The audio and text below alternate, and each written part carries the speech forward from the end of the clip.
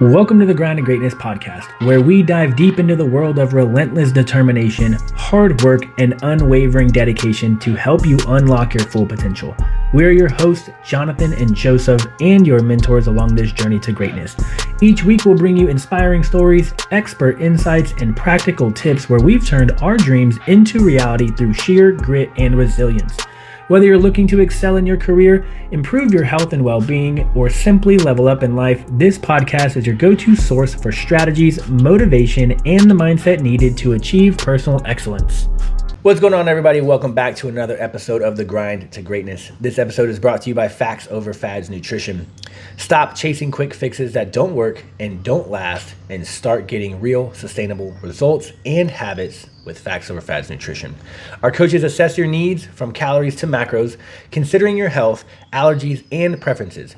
We will build your program based on unique requirements that get continuously better as you grow with us and your coach. Get customized meal plans, workouts, and coaching for real success. Enjoy a user-friendly app, 24/7 communication with your coach, and a one-stop shop to log all of your nutrition, your workouts, and your progress inside of the Facts Over Fads app. Let's optimize your health today. Head to factsoverfads.com and get signed up. Jonathan, welcome back, my brother. What's up, man? How are you doing? I'm amped up. It's fucking hyped. I'm shaking in my boots. Man, what do we got today? Oh, man, today... Gangster glasses on real quick so y'all can see I'm serious, my boy. I'm fucking serious today. Today we're going to be talking about people in the slump, man. All right, people are not winning right now. And I want to talk about the reason why they're not winning. Mm-hmm. Right? Nobody thinks about that reason. And it needs to be a topic, which is nobody talks about what you do after you win, right? Because the reason why you're probably in that slump is because you probably won something. You probably achieved something. You probably got that goal weight, or you made that income that you wanted to make, or you got that promotion, you got that car, you got that championship. Like, you won something, right? Yeah. And you probably struggled and grinded for a long period of time to get it, and you got it. And it's very common amongst bodybuilders. It's called the rebound effect. What happens when you achieve that big goal? Yeah. And they actually call it, there's also another term for it. It's actually a documentary on Netflix called The Weight of Gold. And what that does to Olympian athletes, all the depression and the price of winning, mm-hmm. right? And what happens afterwards. Yeah. So in the bodybuilding world, the rebound effect is you achieve the goal, you work extremely hard, you sacrifice in discipline, you got it. And then right after you achieved it, you stop doing the things that got you there in the first place, and you lose everything and regain all your weight back plus more, and you're in like a bad mental state. Mm-hmm. It's really nasty. I've been in there plenty of times, and I'm pretty sure most people have touched something that's like that. You crush it through the week, and then you rebound on the weekend. You crush it through the week, and then you rebound on the weekend. That's mentally draining and depressing. Yeah, it's a bad cycle. And it's only a matter of time until those bad weekends become bad weeks, and then those bad weeks become bad months, and then those bad months become... I'll start next year. Yeah. Or I'll start after whatever's coming up. You know what I mean? Yeah. And in the coaching world, we hear it a lot. But in the personal world, again, it could be, I got my degree, so I'm good. Yeah. Or I got my job, so I'm good. Got that promotion. Yep, got the promotion, so now I can like almost kick back and relax. I got the hot wife. Yeah, got the hot wife. Like, I'm good, right? And you know, it's funny when you go to a wedding. Talking about wives, when you go to a wedding, it's like, man, shit is about to get hard. They tell you that at the wedding. Yeah. And the reason you have a wedding, and the reason you have your bridesmaids and your maid of honor and your groomsmen and stuff like that, is so that they can hold you accountable to the standard of this wedding, mm-hmm. right? And so, but so many times after you get married, people like check out. They let themselves go. I don't got to work out anymore. My husband, my wife loves me. I don't got to chase these goals and career goals because I know they got my back no matter what. Yeah. And that creates, if you're the person who takes the step back, you're the one who's going to struggle. Like, that's what's funny. You know what I mean? Like, the person who gets comfortable in the relationship, in the job, in their fitness, or whatever the case may be, you're the one that is going to have the mental health issues, the depression, the anxiety, not the other person. True. But what you don't realize when you are in a relationship, it's a domino effect. Mm-hmm. So what you do has a immediate impact on everything around you. Mm-hmm. So if you start falling behind, you're gonna start pulling at your wife. You're gonna start pulling away from your kids. Yeah. Right? And the deeper you go, the more you're pulling, the more you're draining, and it just becomes somebody has to pull that weight. Right. Somebody in the family has to pull that weight just to keep things alive, and it becomes very taxing on the people around you. Yeah. When I was engaged, in the beginning of our relationship, we had this competitive edge with one another. Yeah. Right? Like, it was just a joke that I was older than her. I was more established than her at that point in time. But it was always the joke that she was like, one day I'm going to make more money than you. One day I'm going to be more successful than you. And it was this drive. It was this, like, fun, banter, competitiveness. And she was constantly striving to do new things. Mm-hmm. Right? Year goes by. And all of a sudden, she's not working. She used to work out every day. Yeah. Not working out. Used to look at new jobs, look at new degrees to go get. Not looking for new jobs. Not doing anything. We started fighting. Mm-hmm. I'm still doing the exact same thing I've done since day one. Yeah. Still coaching, still doing education, getting new certifications, building new websites, getting new clients, so on and so forth. She stopped. She got comfortable somewhere along the way. Yeah. And I'll never forget, I would try to push her to go do things that she would enjoy. Terrible idea. Well, yeah, it was. But in my head, I was like, go back to school. Yeah. Go get a new job. Go find your purpose and your passion again. Go find that drive to go do whatever you wanted. Yeah.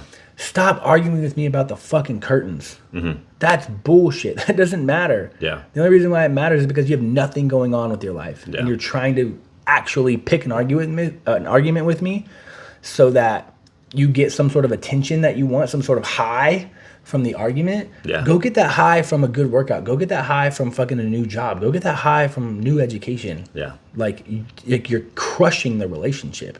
Yeah. And then a year after that, I had to end it. Like, didn't get better at all.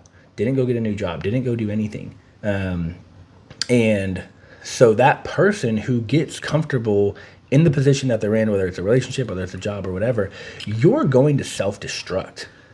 So you're on one end. You're an outlier. Like, people need to understand you're an outlier, because most of the time in relationships, here's what happens. One person gets comfortable, the other person gets comfortable, and then y'all both getting too fucking comfortable, and then y'all both spiral down a mundane path of feeling not great about yourself, not having fire in your belly, losing that drive, losing that ambition, and you live every single day. I live this life, right? And I think majority of people, after they've been together for so long, or after you've crushed something so big, that comfort starts to sit in. And every single day, day by day, week by week, it doesn't happen overnight. Like, it's just a super gradual, you start just losing it. And before you know it, you put on 20, 30, 40 pounds. Before you know it, you've been doing the same job for the same pay for almost 10 years. And before you know it, you're like, what the fuck just happened? Like, a whole decade went by and there was no movement. And I told you, depression likes no movement, right? Yeah. And your brain is always at war against you. What does that mean? That means 80 of your, 80% of your thoughts are fucking negative. Oh, for sure. Like, your brain is against you. Whenever success will always require you to do things you don't want to do. It's always going to require resistance. Your brain hates resistance. It's always going to choose the least path of resistance. It's always going to choose comfort. And you become mentally weak, my friend. You started listening to comfort more often than not. And now, before you know it, a whole decade went by and you have no movement. So no wonder you're in a slump. You don't feel good. Right. When you're not moving or progressing towards anything, human beings, if you ask them, would you want a better relationship? Yes. Would you want to make more money? Yes. Would you want better health? Yes. Yes.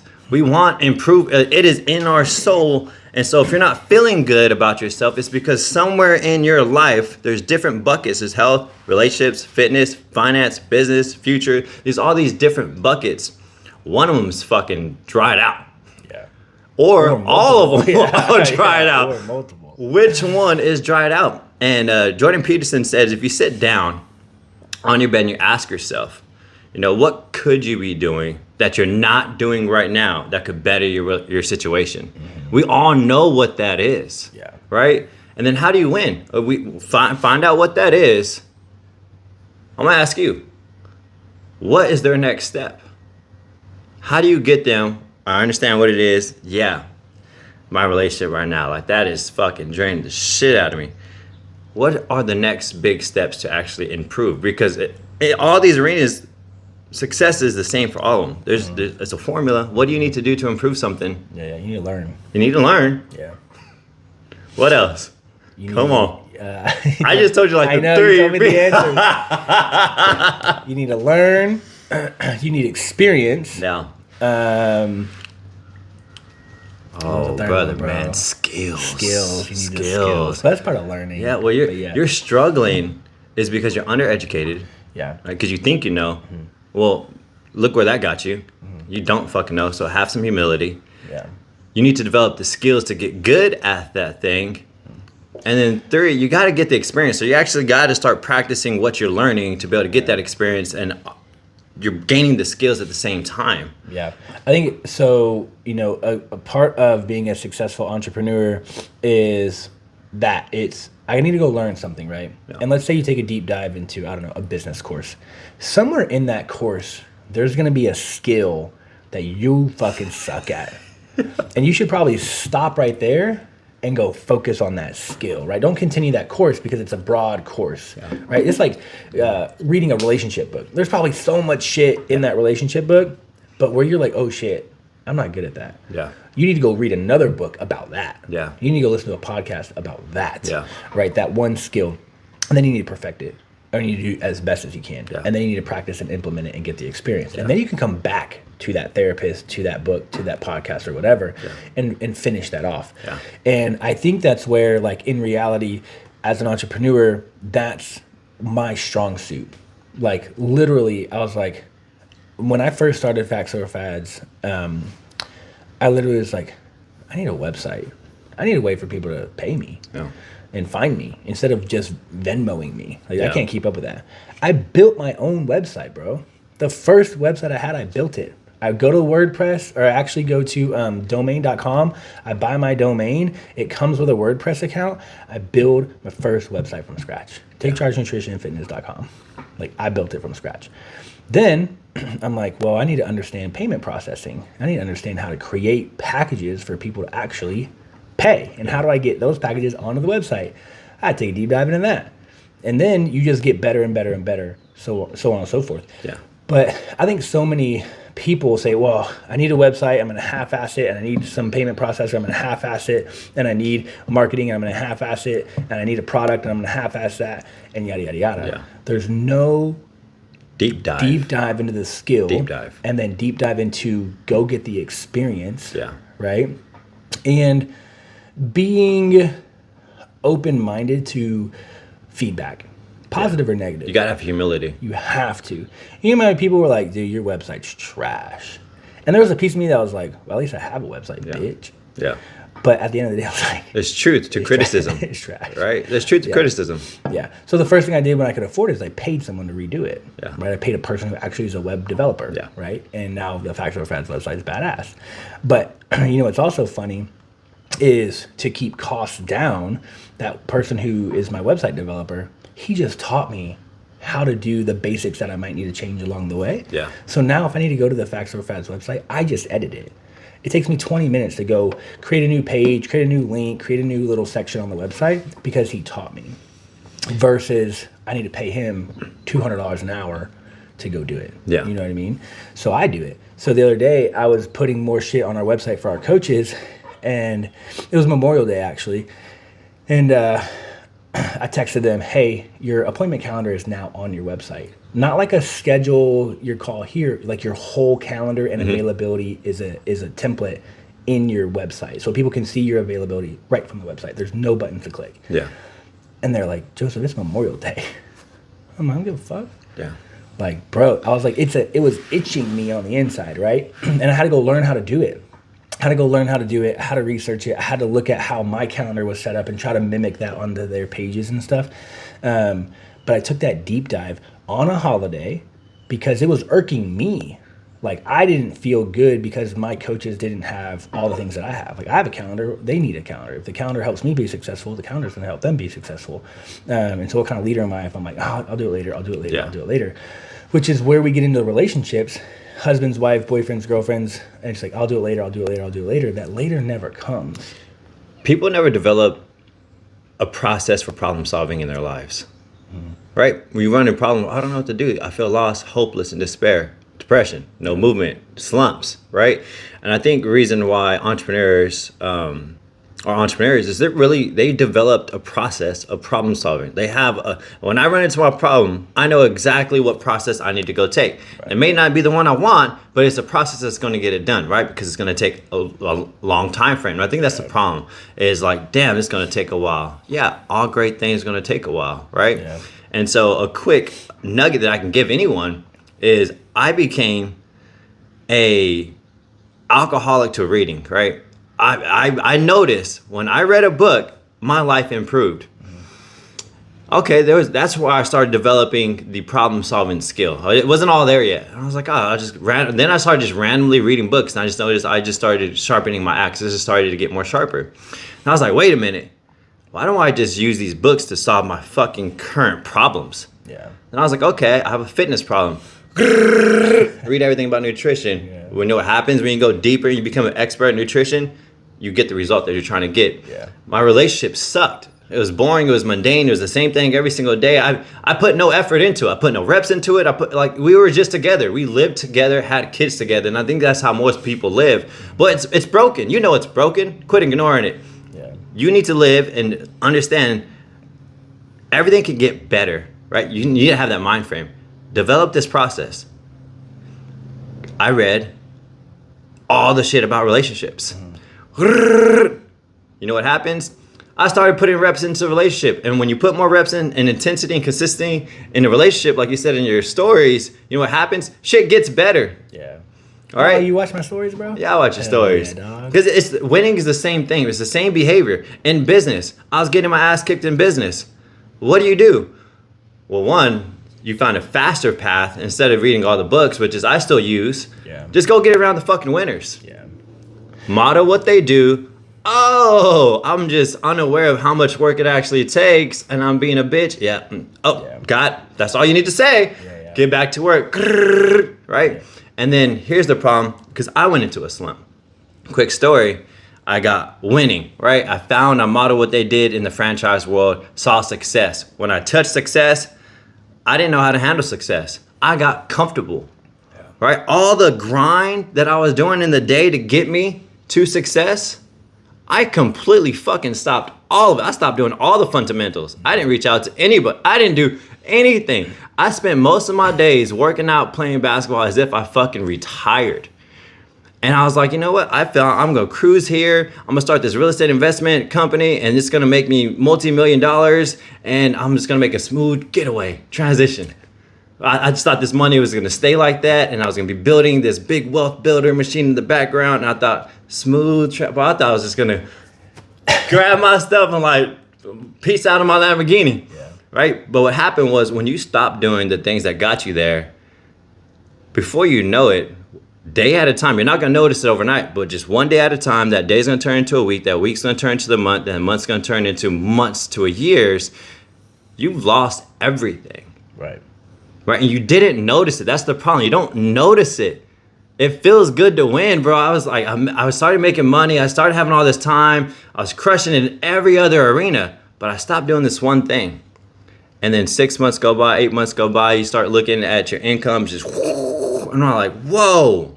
Wait a second. And then I try to rebuild it, and it's too late, bro. Like, it's too fucking late. Yeah.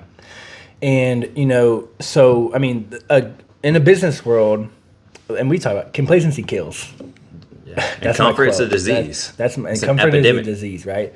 In the business world, if you're stagnant, you're failing. You're dying. You're dying.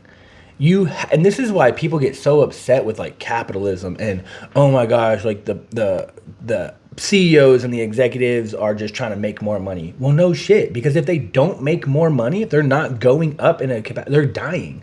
That's what people don't understand about business. Well, why do they have to make more money? Because if they don't, they're literally dying. It's not business. You need to have that mindset for life. Yeah. If you don't consistently work on your fitness, you are going to start decaying. Yeah. If you don't consistently start working on your relationship, it's going to be where it's at right now. I have this conversation all the time, and I have a lot of runners, and they're like, I'm a runner. I'm like, cool. How often do you run? I run 3 times a week. Cool. How far do you run? Oh, like 3 to 5 miles every time. Okay, cool. How long have you been doing that? Oh, for forever. I'm like, you're fucking dying. Yeah. You're dying. Yeah. You need to change some shit up. Yeah. You need to make it harder. So my stories the other day. That was a good point. Good transition, bro. Yeah, everyone's talking about the perfect program, the perfect this, the perfect that. And I'm like, you just lack intensity. You just lack effort. You just lack, do the shit you know you need to do every single day to your maximal capacity and worry about the rest of the shit later as it comes. Yeah. Like literally anxiety is panic about the future. Mm-hmm. So people are like, well, what about overtraining? Bitch, just go try.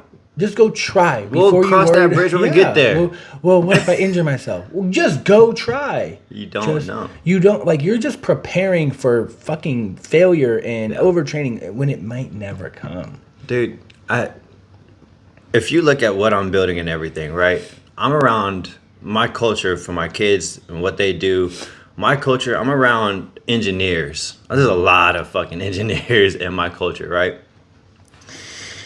And when I talk about wealth building and real estate and building mass success and building an engine that's going to just pump out passive income, they think I'm fucking crazy. Yeah. They think I'm crazy. It's because they settled in. They settled in. They have no perspective of they've lost that fire in their belly. They're going half in. So some of them, when you start making a lot of money, investment's a thing. So they know about investments, and they might have one property. Yeah. They had it for like 5 years. They might have another property. And over the course of like 10 years, they had 1 or 2. And so when I talk real estate and investing with them, don't do it. Being a landlord sucks and doing all this. And I went through all this trouble. And I'm like, da, da, da, da. And I'm like, all right. How are you treating it, though? Mm-hmm. Are you treating it like a side bitch? Yeah. Because of course. Yeah, because they're in their career. They're comfortable. Yeah. They're chilling. And they don't want to put any extra. They don't have time to put any extra, like whatever. And I'm like, well, I can't listen to you because I'm going all in. Right. I'm building a machine. Yeah. I'm not trying to hand do everything. Yeah. It's a different perspective. I can't listen to you. You're going half in. It's the same story of Kevin Hart, who's like, bro, I can't hang out with celebrities, right? Celebrities just spend money like fucking nobody's business. Yeah. And he's like, I ain't got that kind of money, right? Talking about like Dwayne Wade rented out all of like Six Flags or something. Right? I remember that. Yeah, I remember that one. Yeah. He's like, what the fuck? He's like, right? He's like, this is the whole skit was like, see the way my bank account's set up. I got checking and savings, right? It's the same thing. I think oftentimes in the entrepreneurial journey or in the relationship journey, you're taking advice or you're listening to the wrong people. You're listening to the people who aren't on your level and aren't in your frame of mind and aren't wanting to go down the journey that you want to go down. Mm-hmm. So attach yourself to people who see what you see, work the way you work, are either doing it right now with you or have done it before, and still hold that near and dear to their heart. Yeah. Because again, I say the same shit like a year and a half ago, 2 years ago, I hurt my hamstring fucking deadlifting and doing hamstring curls, and I was out for like 3 weeks. Now imagine if someone was to talk to me during that period of time where I was injured. It's a very different mindset than I am now, where I'm like, fucking train. That 3 week period, I was like, fuck, be careful. Yeah. Like, don't hurt yourself, right? And so you have to be respective of where people are at in their journey, what they're dealing with, what they're going through, how much money do they make, what's their, like, people talk to me all the time about, again, being a business owner. I'm like, I'm single and I have no kids. It is very easy for me to go balls to the wall all day, all night, holidays, weekends, birthdays, doesn't matter. It's very easy for me to tell people no because I got to work. You trying to connect with me when you're a husband and a dad and you've got kids sports going on, you got summer camps going on, it's not going to work. It does work. I don't know. I do all of it. Yeah, but you're an outlier, just like you told me. No, I'm not You're a an fucking outlier. outlier. You're an outlier. I was a normal fucking dude, a family man, had no drive, no passion. I played sports. Once sports was taken away from me, I lost all drive, all ambition, and I fell into the system of the job I had. I didn't even choose. Like, I just landed here, and then it was just the next thing, and then the next thing. And for years, almost a decade, I went through life just letting life push me around. There was no ambition there. I ate whatever I want. I worked out inconsistently. I drank on the weekends. I watched sports. I did that. I practiced with my kids. I thought I was doing some family stuff. And I did that every single day. Like, nothing improved. There was no improvement for a whole decade. And finally, I sat there. I got sick and tired of being sick and tired of, like, where the fuck is my life going? Yeah. I was that guy. I didn't have that. Yeah. Right? And I think everybody has a little spark of it. They just lose it. When you're a kid, you were a fucking dreamer. When you get into an adult, you fucking lose and start getting very reasonable and logical about what your fucking life. You stop fucking dreaming. But the dream is what ignites the fire in your belly. Yeah. And if you don't have that fire in the belly, you can just stop what you're doing and go figure that shit out. I met a super successful guy. Once again, I'm around high income earners just because obviously where we fucking live, right? And I went to a birthday party with people in this community, and I'm surrounded with all these big careers, and I got an opportunity to meet this guy. Man, he kind of looked like you. Like, he's an older guy, but he had this like spaz to him, right? It's like he's this mystery box. Are you telling me he looks like me, or are you talking about? Like, he just had some. He had like a mystery about him, like with sunglasses. He had sunglasses on. Like, he was the only one out of this crew, and they all looked like they're educators of some sort, right? There is engineers, of course. There's healthcare, district man. Right? It's like people overseas shit, right? And this guy, he had this bag. Was that a crossbody bag? Like a satchel. Yeah, and he's an older gentleman. He had this like rough look. I carry one, but mine's got my gun in it. And he wasn't fit at all, but he just had like an interesting thing. And I'm like, he's not talking much. And so I'm practicing because I know I suck at talking to people, and I don't like talking to people because I'm a natural introvert. You wouldn't tell because I practice it and I put a skill into it. But it's something I'm very insecure about, so which is why I deep dive. So I just finished reading the book, The Art of Small Talk. And I was proud, putting my reps in for everyone. Then I got to him. And then he was all like, man, what I do right now, he's like, I make a lot of money. He's like, I'm overseas in China and all these district manager places in this healthcare field. And he's like, but I'm already making my exit plan. I was like, exit plan? He's like, yeah. He's like, I don't have the fire in my belly no more. He's like, I do that. He's like, everywhere I've gone, he's like, regardless of the money, he's like, if you're good at something, money doesn't matter. Yeah. He's like, but you don't want to wake up and not have fire in your belly. And so every single time, regardless of how much I love this job, if I lose the fire in my belly, I just start planning my exit plan. Yeah. And he's like, inadvertently, I've been building a YouTube channel on the side. He's like, I own a motorcycle, and I interview people who I see who also has motorcycles, and they also have interesting stories. And he's like, I'm getting paid on that. He's like, that's kind of like where my fire is going. Yeah. He's like, I don't make any money, but I can be good at it. Yeah. And I was like, what do you think you got that from? He's like, my dad taught me it. He's like, if you don't like something, leave. Yeah. It's that simple. Yeah. And I was like, bro, you know how many people at this table don't like their fucking job but make a lot of money? And just are going to stay there forever and burn themselves out. Yeah. So, and this is where we go back to, you're in a slump, right? Because you get the relationship. You get the money. You get the position, you get the job or whatever, but you have no fire in your belly anymore, right? Think back to when you first started dating your person, right? And you were going above and beyond trying to impress that person with dates, with sex, with how you carried yourself, with conversations. And then somewhere along the way, like, you lost that fire in your belly. And I'm not telling you to leave your relationship, but you have to figure out a way to re-spark it, right? And oftentimes, 99% of the time, it's a you problem. It's a me problem. It's not a them problem. Yeah. It's a me problem, right? And so, and again, like this is where, like in my relationship specifically, I never lost that fire in my belly to want to like take care of her, provide for her, date her, so on and so forth. But I think she lost the fire because she was incompetent or insecure or lost or whatever the case may be. And so to reignite that fire, she wanted to fight me all the time. And I was like, I can't fight. I don't want to fight. I have no reason to fight you. Like no reason. Because I had so much stuff going on. I was so secure. I was so confident, right? And I think that some of that, if I was overly confident, which also like shied her away. Yeah. Like she just felt she had to be the passive person, which wasn't my intention, but I think it's what happened. And so just because you have the good job or you make the good money, and like you said, like we have all these buckets, right? There's a bucket that probably needs some attention.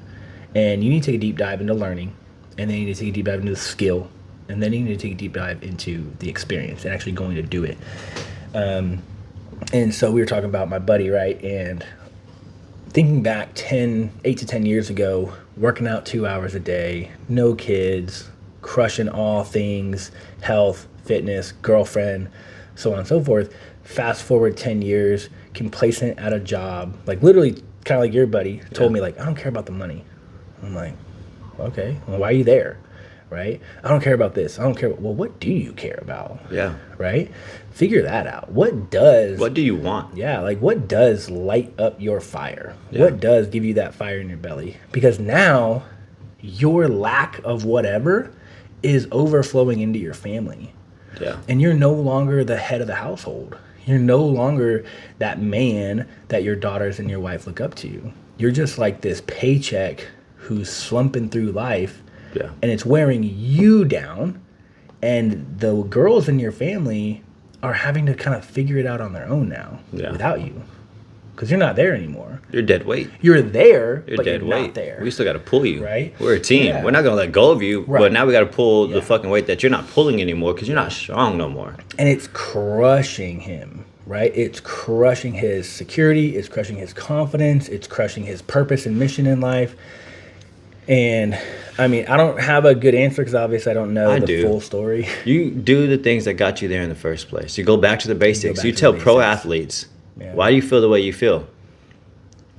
What's your preparation look like? That's the number one question. If you ask any athlete when they go into slumps, what's their preparation look like? And I promise you, it's not the same as if when they were doing good. Yeah. The answer is in your preparation. Yeah. It's go back to the basics. Go back to the basics. What got you there isn't going to keep you there. You got to keep pushing forward. But especially if you fucking stop, it's the slow death decline, my friend, that you're not going to notice until it's all gone. Yeah. Right? It's until it's broken. You don't want to get that far. Well, it's always the whole like you don't know what you got until it's gone, right? Yeah. And so you don't value your health until you don't have your health anymore. You don't value money until you don't have money anymore. You know what I mean? So that was I wanted to bring that up with the guy you met at the party. He's like, I don't care about money. Even my buddy, I don't care about money. Yeah, bitch, because you make $300,000 a year. Yeah. Go make $50,000 a year and then tell me you don't care about money. Yeah. Go be unemployed for 3 months and then tell me you don't care about money. Bro, you know what I mean? You know what I love about high performance lifestyle? And I feel like everyone needs to adopt a high performance lifestyle. You don't have to be an athlete. You don't have to be an entrepreneur. You don't have to be anybody. High performance lifestyle says that all the things you care about, you're going to pursue to get better at all of them, right? And so you build a daily routine that is preparing you, that you work in, that are going to touch I call it my 5 pillars. Every single day, if I work on my fitness, my family, my faith, my future, and my freedom. These are my 5 things that these are the buckets that I pour into every single day. All right. Did I work in these buckets today? And it's not a whole lot. It's 5 things. It's a lot of things you got to do in a day, but did I learn? Did I put my practice in these buckets? Right. And then that way, I'm consistently just sharpening the axe. It's not getting dull. And then some buckets are going to need more intentionality in them because they're needed and you have to prioritize, right? Yeah. So business right now is going to get a little bit more love than almost all these other things, right? And so, but they're always there. These are my fundamental things of life.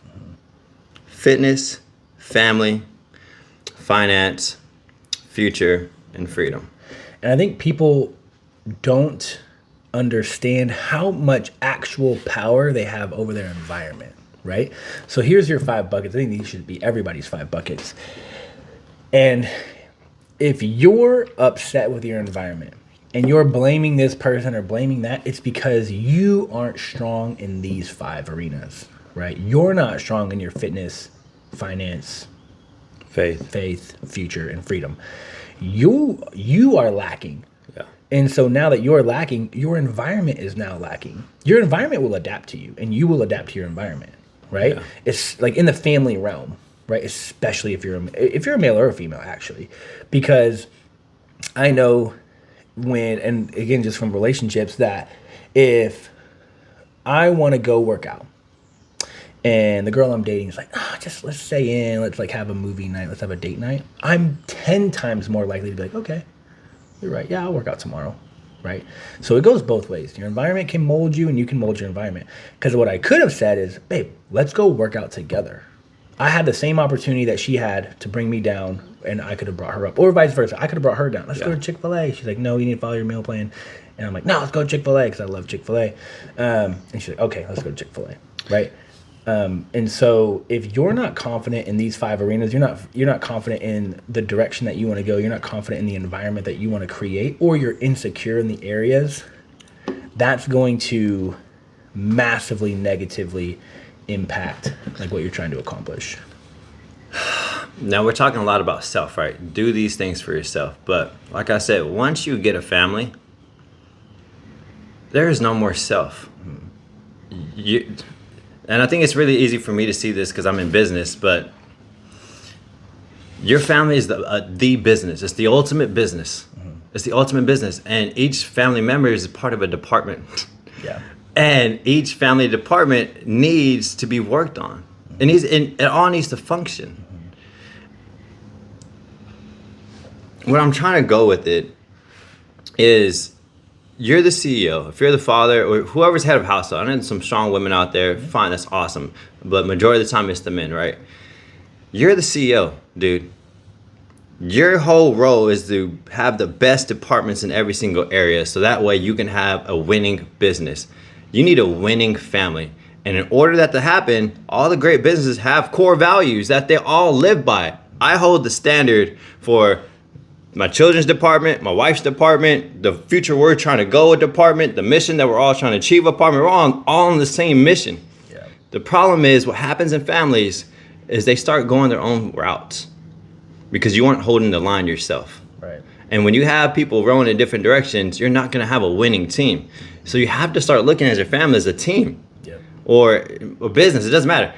And they all have to be rowing in the pursuit of greatness to achieve the mission you're trying to achieve.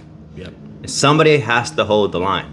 Yep. And course correct. And you have to be able to have those conversations if you feel someone is rowing in the wrong direction. There's nothing wrong with that. Yeah. It's business. It's business. And family business.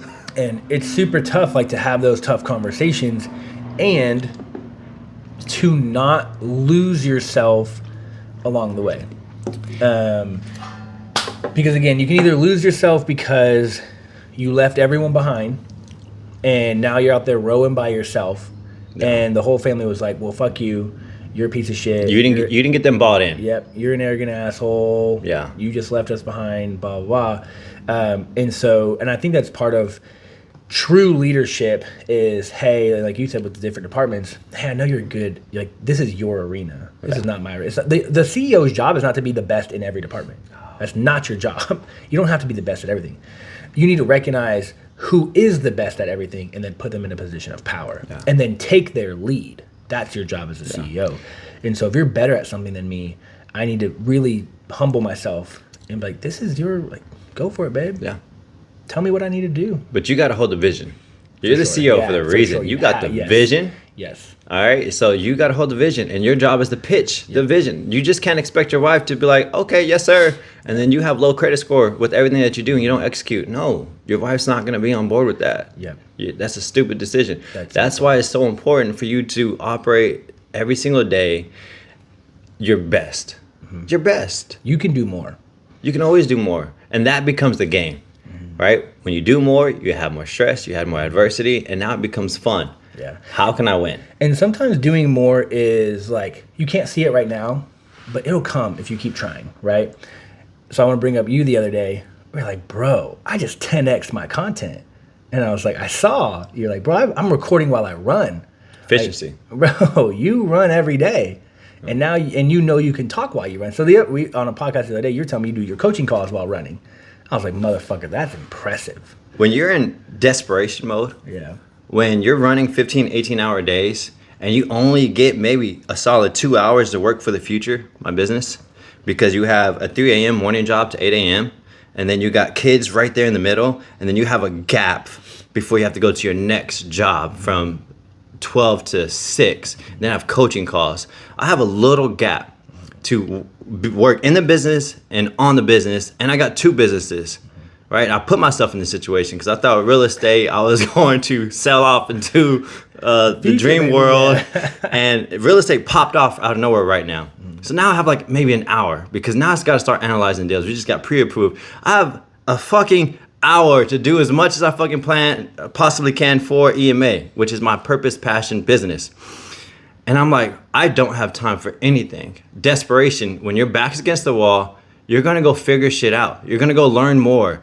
How can I be more effective? When I'm running, what am I listening to? All right, now when I'm running, half that time, how can I create more content? Yeah. I got all these coaching calls. Okay, let's do them while I'm fucking run. I literally don't have any more time no more. I maybe have an hour and a half in the evening time where there's nothing for me to do. Yeah. Yesterday I went to bed at 7:30. You told me that. Passed out after some good stuff. Yeah. Gone for the rest of the night. I woke up today Pissed. irritated, pissed. I woke up without preparing for the next day, having misplay after misplay after misplay, getting agitated, and it was turning into one of those bad days. Right.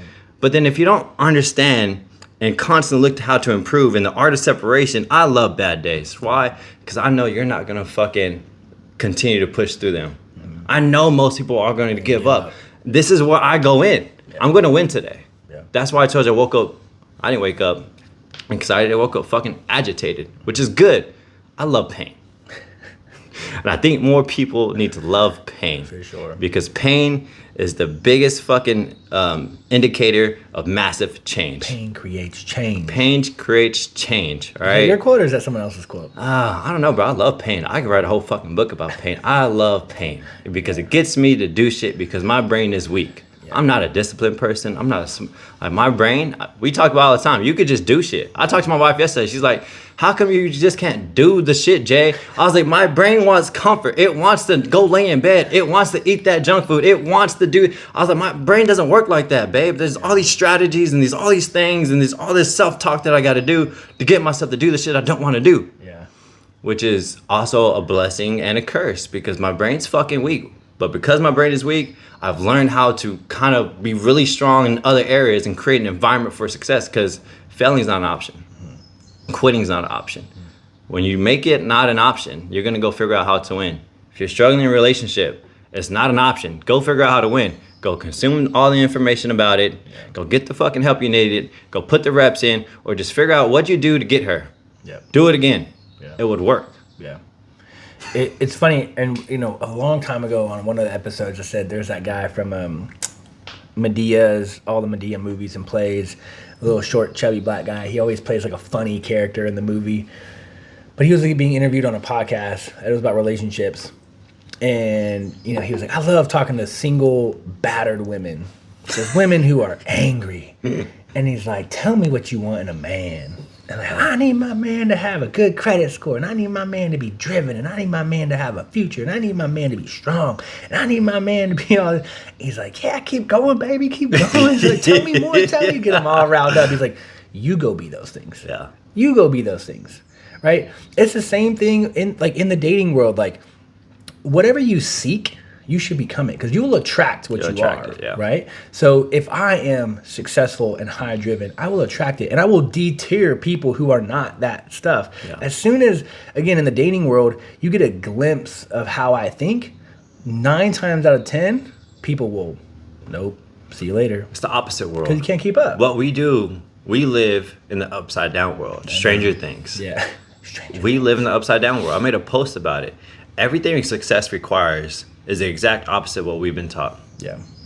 And it's really hard to understand it because everyone's been taught and been programmed to be normal. So everything around you is normal. So it's really hard to be successful because there's nothing around you that shows success. Right. There's not, which is why when you go there, it's like, oh, that felt weird. Yeah, it feels weird. Yeah, Because winning's not normal, right? Yeah. Remember. But you know what's funny is like, as I guess I don't think I'm very successful yet. You'll never. I think I've told you this before. There's not an amount of money that would make me feel successful, and there's not a position either that would make me feel successful. But what I do know is that when I'm fucking cruising, when I'm rocking and rolling on all cylinders, like you have to pull me away from whatever I'm doing. Like if there wasn't a clock on the computer, I don't know if I would ever go to sleep. Like last night I was working, building automation, sending emails, communicating with clients, and I look down, it's fucking 11:45 at night. And I'm like, I guess I should go to bed. Yeah. Not because I want to, because I need to, you know what I mean? I could have stayed up all night. Because when I'm cruising, when I'm firing on all cylinders, like, man, that's what fuels my fire. Yeah. You know? And that's the late hours, the long weekends. Like, man, again, being in the dating world is so funny. I was like, how was your long weekend? Oh my God, did you get to relax? I'm like, no. I worked, man. I worked. And worked out. And worked out. Bro. And built it, right? The days don't change. Yeah. Someone told me, I think everyone should have a 4-day work week. I was like, why? I was like, that sounds miserable. That's terrible. I was like, I would be miserable. And we don't need to be any more lazy than we already are. That's the confusion. That's like, you go to an 8-hour shift, but I guarantee you could do all of the things you need to do in 8 hours in 4 hours if you just fucking put your head down and actually worked. Anybody who says that needs to already plan their exit plan. You have no fire to go to work. Get out. Find your exit plan. And find the fire. You're making the company worse. Yep. And you're making everybody around you worse. Yep. And you're coming home fucking worse because you're being drained by doing something you don't want to do. Yep. And you do have a choice. Exit. And I will tell you that when like people are like, well, what do you want to do after you clock out? That's probably your passion. The thing you want to do when you get off of work. That's what would you do for free? What would you do for free, right? Strip. Yeah. No, I don't think porn. Oh, I'm just kidding. But like, here's the problem. We all need money. So the whole concept of what would you do for free, right? Most people in my wheelhouse or our wheelhouse, I love working out. So I want to be a trainer. Bitch, do you know how hard it is to make a business and make a living off of being a trainer? We have like, the average personal trainer income is like 30 grand a year. Number one.